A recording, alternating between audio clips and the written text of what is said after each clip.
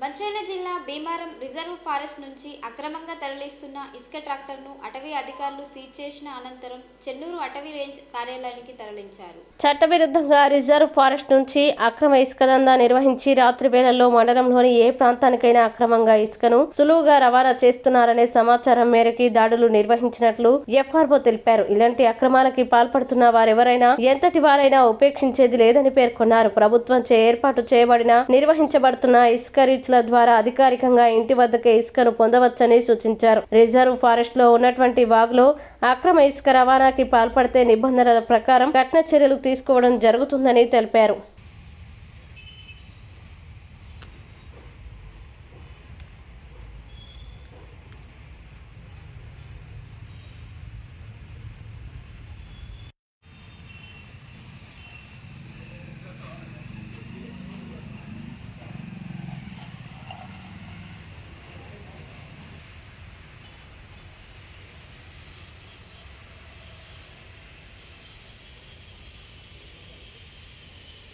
అందరికీ నమస్కారం.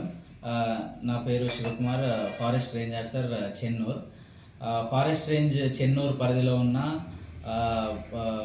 జోడువాగులు, తర్వాత పాలవాగు, బుద్ధారం వాగు, తర్వాత బూరుగుపల్లి ఏరియాలో ఎవరైనా సరే శాండ్ తీసినట్టయితే కఠినమైన చర్యలు తీసుకోవడం జరుగుతుంది.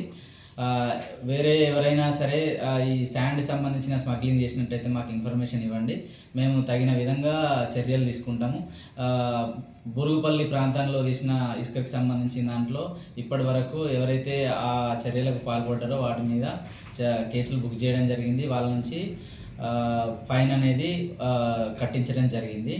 ఇక ముందు ఎవరైనా సరే ఇటువంటి అక్రమ ఇసుక స్మగ్లింగ్ అనేది చేస్తే కనుక చట్ట ప్రకారం వారిపై చర్యలు తీసుకోవడం జరుగుతుంది.